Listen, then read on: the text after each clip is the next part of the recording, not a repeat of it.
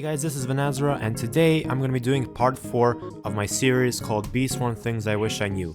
I just want to do this to teach new players, because guys, I've been getting comments sometimes saying like, from endgame players, like, I know this, everyone knows this, yes, but I didn't know these things when I started, and a lot of beginners might not know these things. Now the Robo Challenge. So here's the thing, I unlocked the Robo Challenge only like 3 days ago, so the thing with the Robo Bear is that you'll be basically needing to do a lot of quests, like from Dapper Bear, Science Bear, Panda Bear, and get these drives. Okay, now you're going to be needing all of these drives to unlock the Robo Bear. The red drive is the hardest one to get with that quest. The reason why is because it requires a Windy Bee. You got to get pushed away by a Windy Bee 50 times. I'm actually going to show you how it spawns and everything. But first I'm going to say that like once you're doing the Windy Bee, and sometimes it plays this sound and it shows like a red box, and you gotta stand in that red box and it's gonna blow you away. And yeah, you gotta do that 50 times. And for that reason, actually made me like, this quest to unlock him took like really long time, because I just didn't know how to spawn the Windy Bee, so I'm actually gonna get to that right now. Now the Windy Bee, I actually used to think that you need to like, someone needs to spawn it somehow, but that is not the case. You can spawn it yourself and it can be found randomly. I'm gonna show you a clip of me playing Beeswarm, and I see this cloud. Now, whenever there's a cloud that has a Windy Bee, that means that if you jump in the cloud, a Windy Bee will spawn. Now, how I actually learned of this is that I just saw this cloud. I didn't even see the Windy Bee inside. I was like, what happens if I jump in the cloud? And I jumped in the cloud and the Windy Bee spawned. But yeah, so whenever you see a cloud, go up to it and see if it has a Windy Bee inside or not. Now the Windy Bee actually has a chance to spawn every 2 day and night cycles, so it's not guaranteed, but it can happen. Just like how the Vicious Bee almost spawns every night, it's kind of the same thing. I'm actually going to show you how to spawn the Windy Bee. So the cheap options are 5 to 10 fielded dice, 3 to 5 oils, 5 to 10 glue. Now the other options are either 1 star jelly or 3 to 5 glitter. I actually got a Windy Bee, the first star jelly I used. Yeah, those are the ways you can spawn, and here is the message that pops up in the dialogue once it actually spawns. And then you just go around the map and look for a cloud with a Windy Bee inside of it.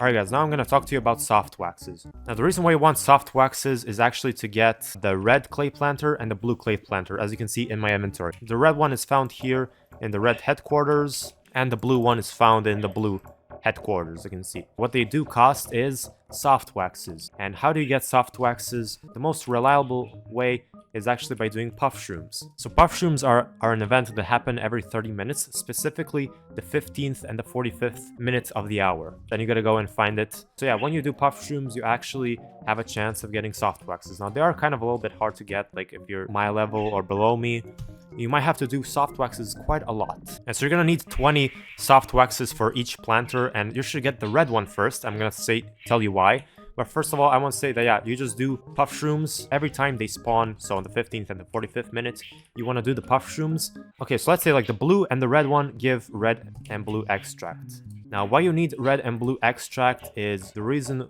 that I'm wearing on me right now.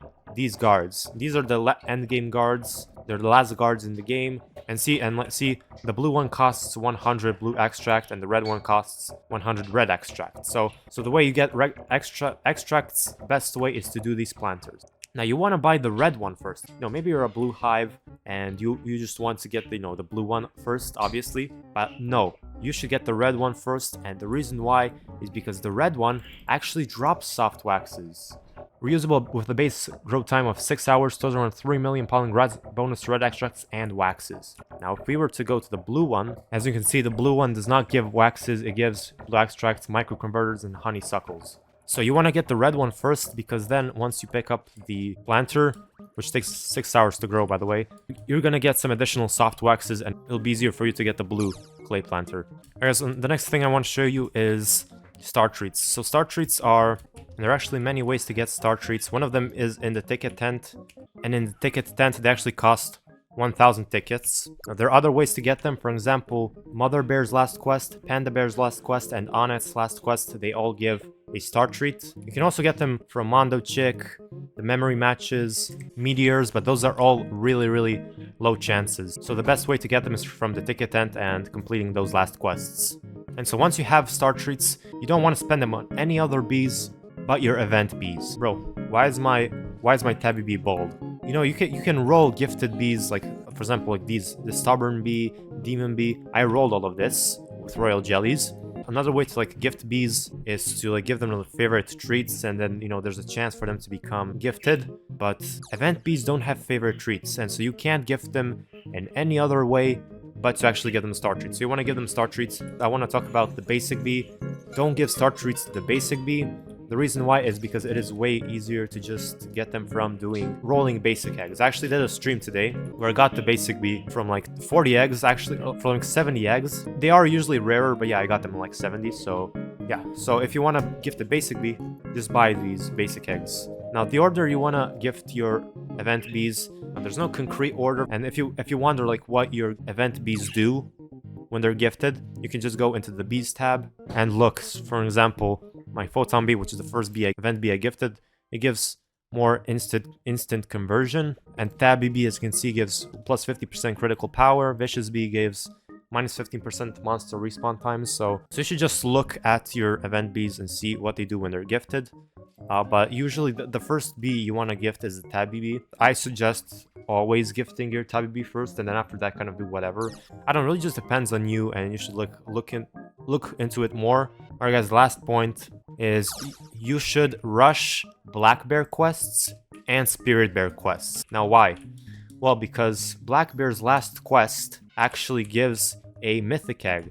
Now, for example, if you go to my hive right now, I have one mythic bee, and that's the Vector Bee, which I wanted actually. Again, the way I got him is from Black Bear's last quest. You just want to keep doing his quest, and after a certain point, maybe if you're like a little bit below me, you just want to do Black Bear's quest until you get the mythic egg, and you want to do the Spirit Bear quest. Now, Spirit Bear is because she actually gives spirit petals every I don't know how many quests, and you want that, for example, for the petal wand, which I'm holding here right now, for the petal wand, for the petal belt, and also Wendy Bee. Yeah, for the Wendy Bee, you want to donate your spirit petal to the Wind Shrine, and then once you did that, you have to keep donating Cloud Vials until you get the Wendy Bee apparently. So just keep doing Black Bear's quests until you get the mythic egg, and keep doing Spirit Bear's quests until you get spirit petals for your wand, belt, and Wendy Bee. Alright guys, that was it for this video.